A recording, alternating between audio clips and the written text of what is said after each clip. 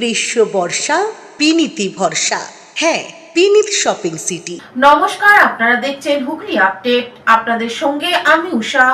আসছি খবরে। আজ দুপুরে ব্যান্ডেল স্টেশন এলাকায় আবগারি দপ্তরে দাঁড়িয়ে থাকা গাড়িতে আগুন, এলাকায় চাঞ্চল্য। ব্যান্ডেল রেল স্টেশন এলাকায় আজ দুপুরে ভয়াবহ আগুনকে ঘিরে চাঞ্চল্য ছড়ালো। ব্যান্ডেল স্টেশন চত্বরের বাজারের পাশে আবগারি দপ্তরের অফিসে ওই অফিসে দাঁড়িয়ে থাকা গাড়িতে আগুন লাগে। দ্রুত ছড়িয়ে পড়ে আগুনের লেলিহান শিখা। পাশেই ব্যাংক ও দোকান বাজার। সাধারণ মানুষ আতঙ্কিত হয়ে পড়েন। দোকানদাররা নিজেদের জিনিসপত্র সরিয়ে নেন।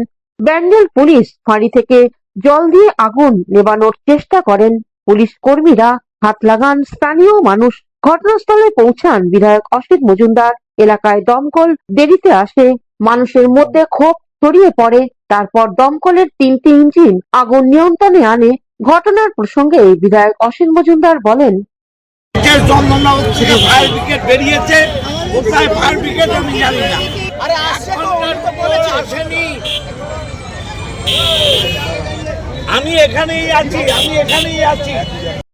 হুগলি থেকে পানুপাল ও চন্দনা দত্তের রিপোর্ট, হুগলি আপডেট। হাওড়ায় প্রকাশ্যে প্রমোটার খুন, বন্দুকের গুলিতে আসামি এখনো অধরা পুলিশের হাতে। ভোটের আগে রাজ্য রাজনীতির পারদ যত চড়ছে, ততই অশান্তির ছায়া ঘনাচ্ছে জেলায় জেলায়। তারই মধ্যে বুধবার ভোরে হাওড়া শহরে গোলাবাড়ি পিলখানা এলাকায় দুঃসাহসিক খুনের ঘটনায় চাঞ্চল্য ছড়িয়ে পড়েছে। প্রকাশ্যে গুলি চালিয়ে এক তরুণ প্রমোটারকে হত্যা করা হয়েছে বলে অভিযোগ। মৃতের নাম শফিক খান, বয়স 27 বছর। স্থানীয় বাসিন্দাদের কথায় এত কাছে থেকে এভাবে গুলি চলবে ভাবতেই পারেনি পুলিশ ও প্রত্যক্ষদর্শীদের সূত্রে জানা গিয়েছে, ভোর 4:30 কিছু আগে দুই ব্যক্তি হেঁটে এসে শফিকের উপর অতর্কিতে হামলা চালায়। অভিযোগ, খুব কাছ থেকে একাধিক রাউন্ড গুলি ছোড়া হয়। গুলিতে গুরুতর জখম অবস্থায় তাকে উদ্ধার করে হাসপাতালে নিয়ে গেলে চিকিৎসকেরা মৃত বলে ঘোষণা করেন। ঘটনাস্থল ঘিরে ফেলে তদন্ত শুরু করেছে হাওড়া সিটি পুলিশ। এলাকার একটি চায়ের দোকানের সামনে থাকা সিসিটিভি ক্যামেরায় পুরো ঘটনার অংশবিশেষ ধরা পড়েছে। এক বাসিন্দার কথায়, যদি অপরাধীরা এত নির্ভয় চলে যেতে পারে, তাহলে সাধারণ মানুষের নিরাপত্তা কোথায়? প্রাথমিক তদন্তে পুলিশ জানতে পেরেছে, নিহতের সঙ্গে এলাকার দুই দুষ্কৃতী পুরনো বিবাদ ছিল। আর্থিক লেনদেন ও চাঁদাবাজির অভিযোগও সামনে এসেছে। এই ঘটনাটা দাদা, আমি তো বাড়িতে সেহরি করছিলাম, রোজার সময় আছে। ওই সময় 3:30 পৌনে 4 বাজছিল, সেহরি করছিলাম। সেই সময় একটু চিল্লাচিল্লির আওয়াজ হলো। তো আমি তো বুঝতে পেলাম না কি হয়েছে না হয়েছে। এই যে হারুন খান আছে, যোনখানে আমার বাড়ি, ওরই সামনে ওরও বাড়ি আছে। তো আমি দেখি এইখানে পাড়ার লোক সব মিলেমিশে ওইখানে গিয়ে ওর বাড়িতে চিল্লাচিল্লি গালাগালি করছে। তো আমি খিড়কি দিয়ে যাকে দেখছি, প্রচুর লোক। শুনতে পেলাম কি ওই শফিক বলে ছেলেকে গুলি মেরে দিয়েছে, স্পট ডেড হয়ে গেছে। তো তখন তো রাত্রের সময় ছিল, উজালা ছিল না। আমি নামলাম না, নামাজ হয়ে যাবার পরে নামলাম। নেমে এখানে এসছি, এই সমস্ত ঘটনাটা শুনছি। কেউ শফিকের সাথে কথা বলতে বলতে ওকে গুলি মেরে দিল। হারুন কি করে? হারুন এইখানে ওই সমাজ বিরোধী, তুলাবাজি, অনেক ক্রিমিনাল, অনেক কেস আছে, ক্রাইম কেস আছে ওর উপরে। রাজনৈতিক দল করতো না, রাজনীতি দল নেই। শফিক খান না, শফিক এই যে মারা ভালো গেছে, ছেলে, কম বয়সে ছেলে, খেলাধুলা করতো। ওর বাবা নিজে পুলিশের চাকরি করতো, প্রমোটারি করতো। হ্যাঁ, না এখন একটা পাশে শুনছি একটা বাড়ি প্রমোটারি করেছে। কি মানে কোনো নামি গ্রামই নেই। খুনের মোটিভ কি হতে পারে? কেন তাকে এত প্রতিহিংসা পরায়ণ গুলি করা? মোটিভ শুনছে ওরা, ওদের মধ্যে কৌশিক ঘোষের রিপোর্ট, হুগলি আপডেট। ব্যান্ডেল কোদালিয়া 2 নম্বর অঞ্চলে গৃহস্থের বাড়িতে দিনে দুপুরে চুরি, আতঙ্কে এলাকাবাসী। ভর দুপুরে চুরি, আতঙ্কিত এলাকাবাসী। ব্যাংকের কাজে দুপুরে বেরিয়েছিলেন। কাজ মিটিয়ে 4 ঘন্টার পর বাড়ি ফিরে দেখলেন বাড়ি দরজা তালা ভাঙা, ঘরে আলমারি খোলা, ছড়িয়ে ছিটিয়ে রয়েছে কাগজপত্র, খোয়া গেছে সোনার উপর অলংকার। ব্যান্ডেল কোদালিয়া 2 নম্বর গ্রাম পঞ্চায়েতের 120 নম্বর বুথে চুরির ঘটনায় আতঙ্কিত এলাকাবাসী। বাড়ির মালিক পার্থ চৌধুরী জানান, তিনি এবং তার স্ত্রী দুজনেই এই বাড়িতে থাকতেন। এটা হচ্ছে কোদালিয়া 2 নম্বর গ্রাম পঞ্চায়েতের 120 ওয়ার্ড। আমি এখানকার মেম্বার। আমি মোটামুটি 45 মিনিট আগে জানতে পারি আমার ওয়ার্ডের উনি বাসিন্দা। উনি আমাকে জানান যে উনি দুপুরবেলাতে বাড়ি দিয়ে বেরিয়েছিলেন এবং ওনার স্ত্রী ওনার ওয়াইফকে নিয়েও বেরিয়েছিলেন একটা ব্যাংকের কাজেতে। তো তারপরে গিয়ে হঠাৎ করে 35 মিনিট জানতে পারি যে বাড়িতে আসবার পরে দেখছে মেন রাস্তায় যে গেটটা আছে সেই তালা খোলার পরে দেখছে সব তালাগুলো ভাঙা এবং হচ্ছে বাড়ির ভেতরেতে ওনাদের যেটা ছিল মানে মেন যে বেডরুমেতে আলমারি ছিল সেটা পুরোপুরি ভাঙার পরেতে সেখান থেকে ওনাদের বিভিন্ন টাইপের গয়না ছিল, সেই গয়নাগুলো ভাঙা হয়েছে এবং হচ্ছে গয়নাগুলো নিয়ে চলে যাওয়া হয়েছে। তো আমাকে জানানোর পরে আমি সঙ্গে সঙ্গে ব্যান্ডেল পিপি থানাতে খবর দিই এবং আশেপাশের লোককেও জানিয়েছি, কিন্তু এখনও পর্যন্ত ব্যান্ডেল পিপি এসে পৌঁছাতে পারিনি। আমি রিসেন্টলিও ফোন করলাম, আসবে হয়তো ওনারা, কিন্তু আমি এসে যা দেখলাম যে আগেও এই ঘটনার পুনরাবৃত্তি আগেও ঘটেছিল। আরে আমরা দুপুরবেলায় বেরোলাম, হ্যাঁ একটু কাজে গিয়েছিলাম, গিয়ে সন্ধ্যার মুখে ঘরে ঢুকলাম। ঘরে ঢুকে এসে দেখছি দরজা তালা খোলা। তাড়াতাড়ি ছুটে এসে ওই ঘরে ঢুকলাম, যে ঘরটা তালা মেরে গেছিলাম সেই ঘরটা তালাটা খুলে দেখছি আলমারি পুরো খোলা, সব নিচে ফেলা, প্রত্যেকটা ছোট ছোট ব্যাগ আছে সব চেন খুলে, সোনা দানা রূপোর এত বড় কাপ ছিল সব নিয়ে চলে গেছে। অথচ টিভি ফিভি এগুলো কিচ্ছু নেয়নি, হোম থিয়েটার নেয়নি, ল্যাপটপ নেয়নি, শুধু সোনা দানা এক গাদা ছিল, হ্যাঁ বা সোনা দানা পুরো নিয়ে চলে গেছে। আপনার তো ঘরে এখানে দেখছি 2-3টে ঘর রয়েছে, কিন্তু যেটা মেন আপনাদের বেডরুম যেখানে আলমারি রয়েছে সেই ঘরেই কি হয়েছে? হ্যাঁ সেই ঘরে ঢুকেছে, অপোজিট ঘরে ঢুকেছে, কিন্তু অপোজিট ঘরে কিচ্ছু নেয়নি, কোনো লন্ডভন্ড করেনি, কিচ্ছু না। অথচ ওই ঘরে আলমারি ছিল, ওই আলমারিটাকেই খুলে একবারে সব লন্ডভন্ড করে দিয়ে শুধু সোনা দানাটা নিয়ে চলে গেছে। আর আদারওয়াইজ কাপড় চোপড় হ্যান ত্যান হোম থিয়েটার ল্যাপটপ আদারওয়াইজ কিচ্ছু নেই, শুধু সোনা দানা যে এক গাদা ছিল সেটা সোনা দানাটা। কতক্ষণের জন্য মানে বাড়ির বাইরে ছিলেন? আমরা ছিলাম কত 2টো, আর এদিকে 5টা, 3 ঘন্টা, হার্ডলি 3 থেকে 3.5 ঘন্টা। বাড়ি থেকে আপনারা দুজনেই থাকেন? আমরা দুজনেই, হ্যাঁ। এসে কি দেখলেন? মেন গেটটা কি? মেন গেটটা তালা খুললাম, খুলে এসে যেখানে আমরা ঢুকবো ঘরে এন্ট্রি করব সেই ঘরে তালাটা দেখছি, আমি যাওয়ার সময় মেরে দিয়ে গেছিলাম, এসে দেখছি তালাটা নাই। ব্যাস সন্দেহ হলো, সঙ্গে সঙ্গে 2টো তালা মেরেছিলাম, 2টো তালাই নাই। ঘরে এসে শর্ট করে দিচ্ছি, ঘরের যেটা মেরে গেছিলাম মেন আলমারি ফালমারি থাকে বেডরুমের, ওটাও তালা মেরে গেছিলাম, ওটাতেও চাবি নাই। তালাগুলো কি ফেলে গেছে? একটা তালা ফেলা আছে দেখছি, একটা এখন দেখতে পেলাম।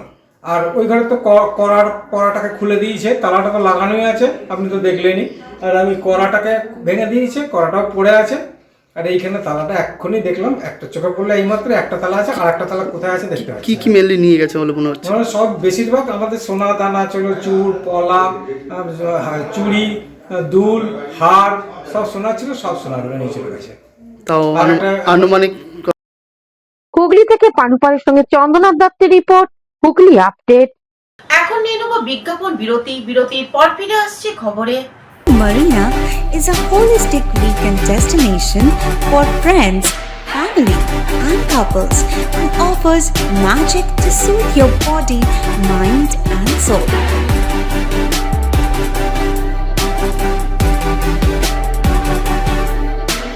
Aqua Marina, your customized magician. Welcome aboard and see the magic unfold. শীত গ্রীষ্ম বর্ষা পিনিতি ভরসা। হ্যাঁ, পিনিত শপিং সিটি। যে কোনো মরশুমের রেডিমেড জামা কাপড় পাওয়া যায় একই ছাদের তলায়। ছোট থেকে বড়, পুরুষ, মহিলা ও শিশুদের একমাত্র নির্ভরযোগ্য প্রতিষ্ঠান। শীতকালীন যে কোনো শাড়ি, জিন্স, টপ, কুর্তি, চুড়িদার, পাঞ্জাবি মানেই পিনিত শপিং সিটি। আখন বাজার, চুঁচুড়া, Hooghly. Amala nursing home. Enjoy a weekend at Vedam, the paradise of peace. A home away from home.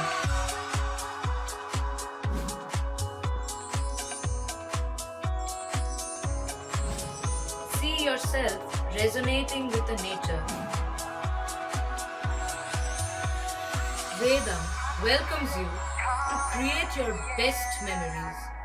স্বাস্থ্যই সম্পদ, আর নিজের স্বাস্থ্যকে সুস্বাস্থ্য রাখতে ভারতী ইউনাইটেড স্পোর্টস ফাউন্ডেশন, হুগলির সদর শহর চুঁচুড়া ঘড়ির মোড়ের সন্নিকটে আখন বাজার যোগীপাড়ায় আপনাদের জন্য নিয়ে এলো জিম অ্যান্ড ফিটনেস সেন্টার। আমাদের ব্যবস্থাপনায় রয়েছে personal training, weight training, gain strength, burn fat, build muscle, nutrition solutions, cycling. Admission ফি মাত্র 500 টাকা।